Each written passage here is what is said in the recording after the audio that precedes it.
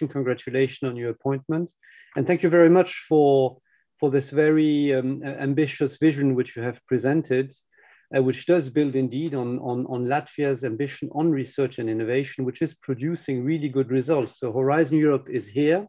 And my expectation is that Latvia will continue to do extremely well in Horizon Europe, as you did in Horizon 2020, building on your participation in the seventh framework program.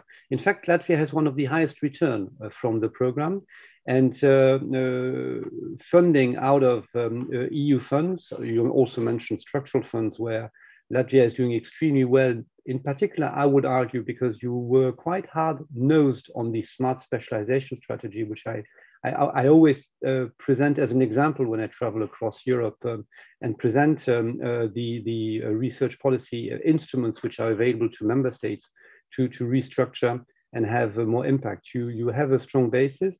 And Minister, I'm particularly impressed by the recovery and resilience plan of Latvia, where you are amongst a few member states which really decided to use that investment plan to increase very significantly support to the private sector, which is in terms of startups really thriving in Latvia, but also investing in public research, consolidating institutions, working on centers of excellence, which you are doing also on the basis indeed of EU funding now.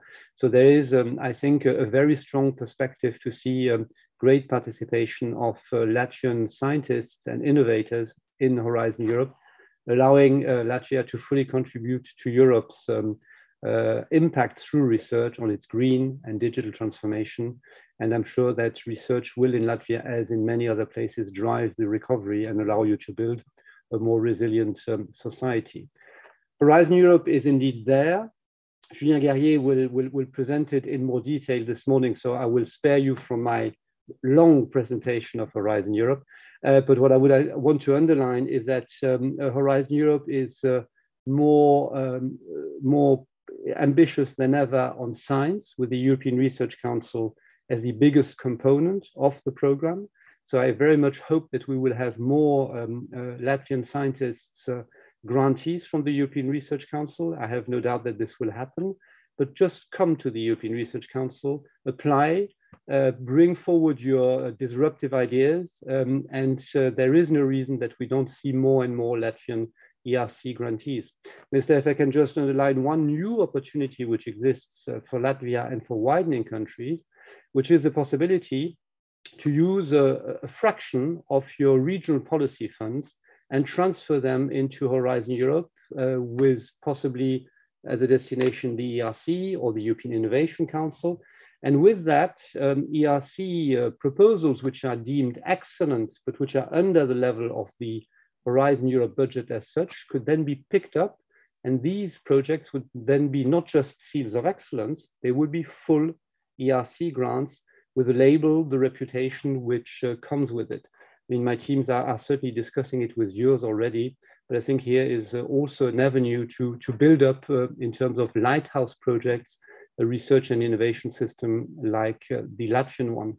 And then on the European Innovation Council, which is the really big novelty of Horizon Europe, I do expect a lot of success from Latvian innovators. You have invested around your universities and around your national systems, a strong incubator approach. We have many startups in Latvia. That is not a surprise to me. I visited and saw a lot of the science and the engineering leading to these startups.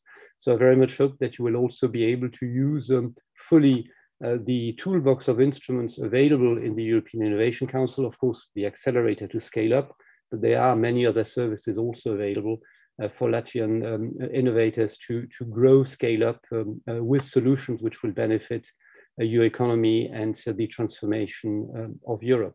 And I finished, Minister, with the widening program, which was decided in the negotiations of Horizon Europe as a key priority. We have more than multiplied by 3 the budget available for widening, so it's a top priority for 27 member states and the European Parliament. And so the success which you have had already in the past, I think will certainly happen again. And I think you can strategically look at the widening component in conjunction with regional policy as you did to help institutions continue to develop and maybe find a number of areas as part of your priorities where the widening component can certainly help a Latvian institution get to the next level. And we have this very specific new instrument in the widening toolbox, which allows consortia selected in Horizon Europe, in the rare event, I hope, where there is no widening country. With that, we would then be able to do a further call and see many more widening country institutions participate in these consortia.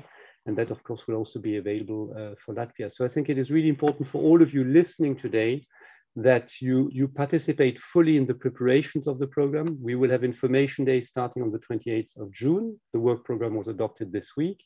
At the Research and Innovation Days next week, we will also discuss the program, the new rules, and our common ambitions.